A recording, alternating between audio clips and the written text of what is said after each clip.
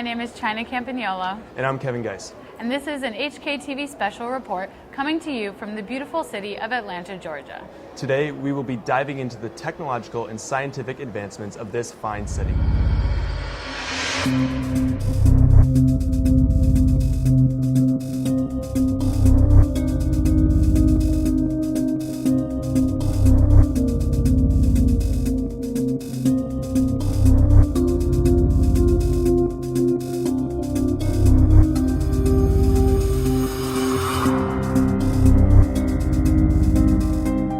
College Football Hall of Fame, one of Atlanta's newest attractions, offers a multitude of scientific technology to boast about.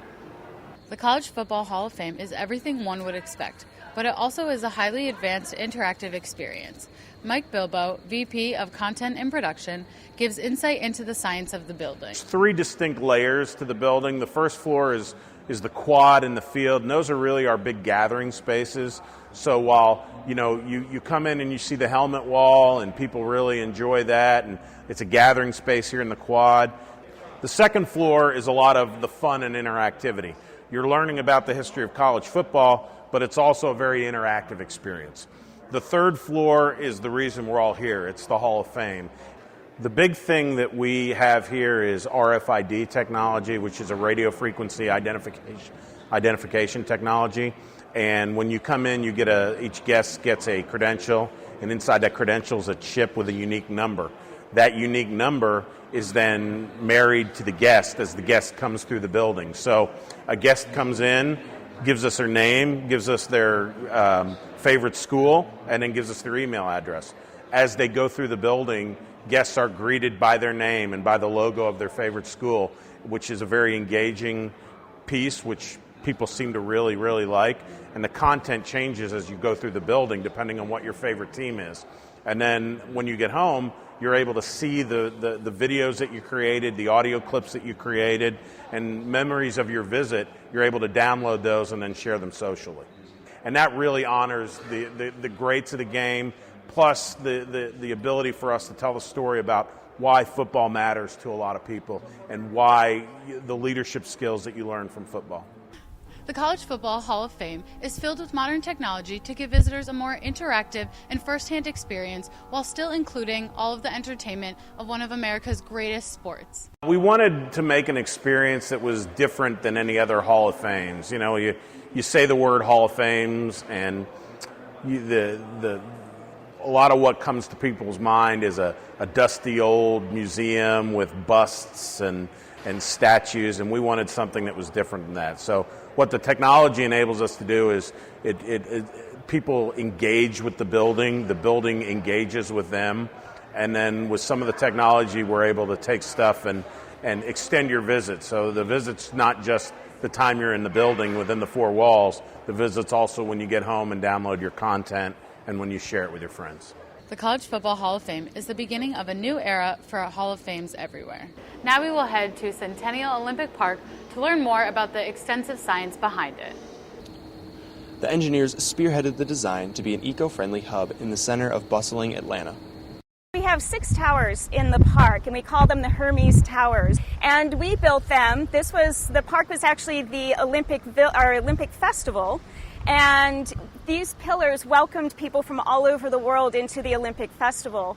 And nowadays they welcome people from all over the world into Centennial Olympic Park because we like to think of the park as a gathering place. And they lead people to our Fountain Plaza, and you'll see a circle of rings around the Fountain Plaza.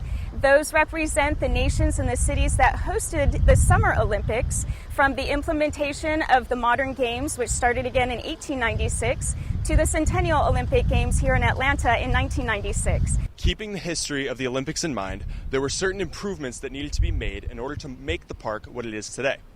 An engineer for the park gives us insight into the advancements made in 1996. When we were going for the bid for the Olympics, thought this place is in dire need of help. It was a warehouse district, very underdeveloped, some crime, and what a special place to transform this into a meeting place, to really bring the world together. There's $2.5 to $3 billion of development as you look around this park, with Skyview, with the museums, College Football Hall of Fame, aquarium. It's a very special place. So we have millions of people that are passing through this beautiful park. We do a tremendous number of events, very special events, and we truly see the world walk through this park each and every day. On the surface, the park may seem like a simple feat, but beneath the ground lies an irrigation system powering a state-of-the-art fountain display. So I'm Chris Sims. I'm the operation manager here at Centennial Olympic Park. This is our Olympic ring fountain behind me. Most of the water you see drains back into a sump and is recaptured, so we're just basically recycling the same water over and over and over again for the fountain shows. We do treat it with chemicals so it's safe for people to be in it and around it, and that's monitored all day long with our fountain tech back there. You see him working behind me. Some of the other green technology we have is our irrigation system for the park. It's actually a smart control system. It actually monitors the amount of rainfall we get, the hydration that's in the ground, and adjusts the watering schedule as the grass needs it, instead of just blindly watering every day like a typical irrigation system would do.